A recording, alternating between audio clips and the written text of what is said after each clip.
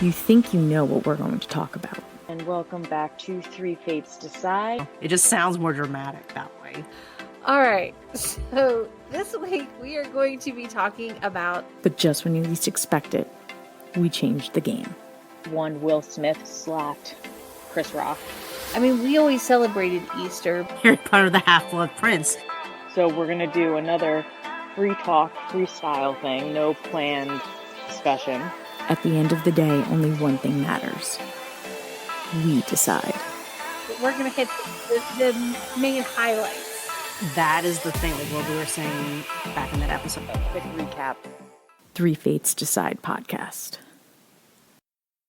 Hello everyone, welcome to another episode of Three Fates Decide. My name is Liz and I am your solo host for this episode. For those of you who listened to my previous solo episode on light novels, I mentioned I was going to do an episode on the concept of Isekai. So I'm sure you're wondering, what in the world is Isekai? One of the better translations of the term Isekai is different world. Another one is other world. So basically, Isekai means a character gets transported from one world into another world, which, as you would imagine, the concept of Isekai as a genre fits within fantasy and science fiction. You will commonly find Isekai used in novels, light novels, manga, films, anime, and video games in Japan. In fact, there are Western stories that use the concept of isekai, even though the actual term is never used because it's a Japanese term. So some very well-known examples of this concept in Western media are, of course, Alice's Adventures in Wonderland, The Wonderful Wizard of Oz, Peter Pan, and The Chronicles of Narnia, amongst others. So isekai is a very fun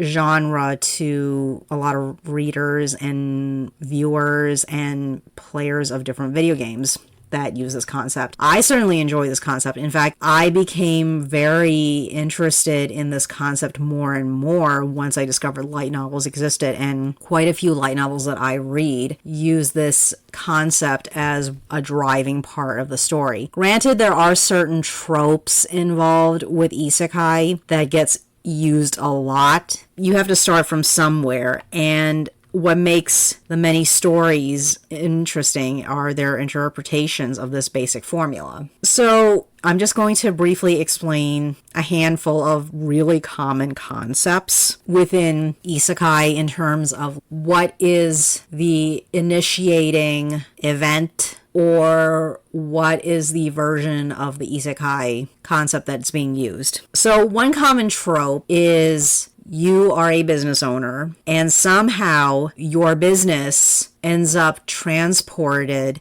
to another world. You're operating your business there. You may not necessarily be permanently stuck in this other world, but some sort of magical, mystical doorway of sorts gets created, which connects your business to the other world. So one really good example is this series that I mentioned in the light novel episode, which is, of course, Restaurant to Another World. In that story, a man operates a restaurant in Japan. 5 days of the week, he tends to his usual Japanese customers, but then on Saturdays, somehow the front door of his restaurant is connected to an alternate world, and customers from that world are able to access the front door, enter his restaurant, and eat food he serves there. Another similar concept to this trope is Isekai Izakaya Nobu, which is, for those not familiar with what any of the terms in that title means. So obviously there's Isekai, which is the other world. Izakaya is a type of Japanese restaurant where it's a very small restaurant that caters to a very limited number of customers. And they also have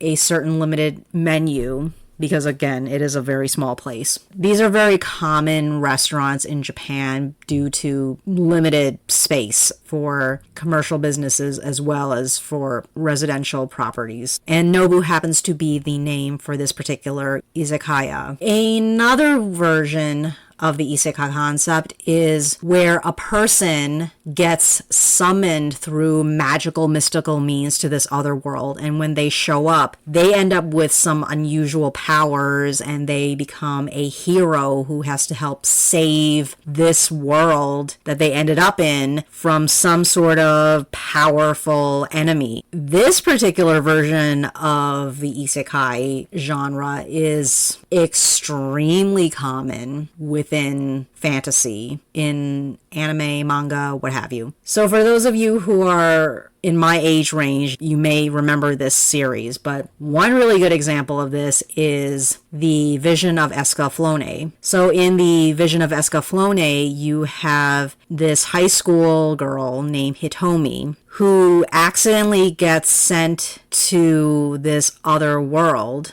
And once she shows up in this other world, she suddenly discovers she has premonition abilities. And she tries to use this knowledge to help the people that she encounters in this world. Another example, which I also mentioned in the light novel episode, is campfire cooking with my absurd skill. That particular story is a pretty good example where you have a character who gets transported to another world, but in a way this particular title kind of subverts that in a way, because he shows up, he does get a skill that he previously did not have, but he doesn't become what people would typically consider as a hero because his skill is so weird and unusual. But of course, another example of this type of isekai that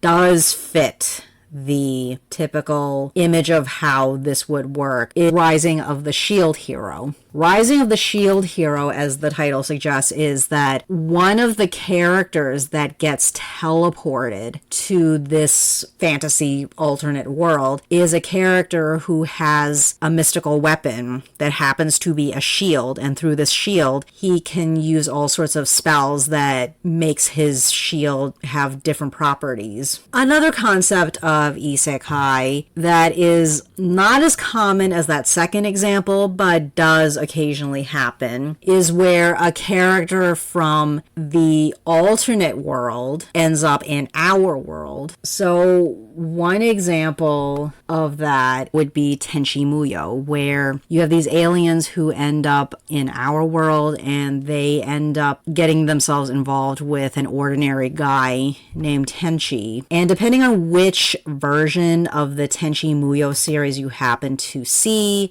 this character Tenchi may or may not actually have very important mystical origins of his own, or he may be a completely ordinary guy. Again, different versions. One other example I'm going to mention of the whole isekai concept that pops up quite a bit when you explore the various stories that fit this particular subgenre is a concept where, again, you have a character from this world who ends up in another world, but instead of just being transported via a spell or some kind of magical ritual, you died and you get reincarnated into another world. So a really good example of this, which also happens to be an anime series as well as a light novel series, is called Ascendance of a Bookworm, where this college student somehow dies. She gets reincarnated into an alternate world, and in this alternate world, she ends up reborn as initially a girl from a working class family. And as she gets older, she discovers that she actually has access to not only memories of her previous life, but she ends up having really strong amounts of mana or magical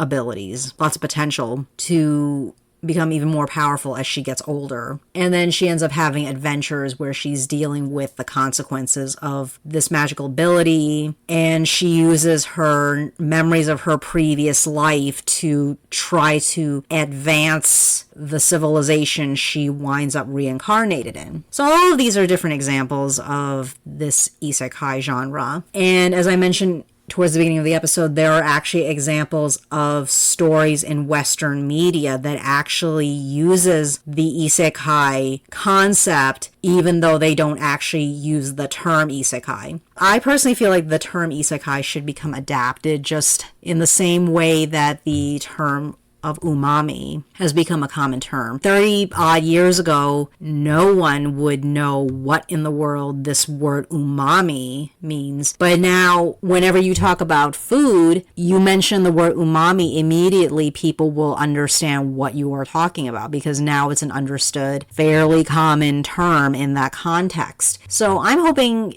down the road, when people are discussing fantasy and sci-fi stories, the term isekai will start popping up more and more. If you like this episode, please leave a comment. Let us know that you enjoy episodes like this, where I or my co-hosts or all three of us together, we discuss more about different genres, different concepts in media, and explore the origins, the history, the usage. Thank you, and see you next time. Thanks for listening, everyone. Catch us next time. And see what we're going to talk about. Because the three fates decide.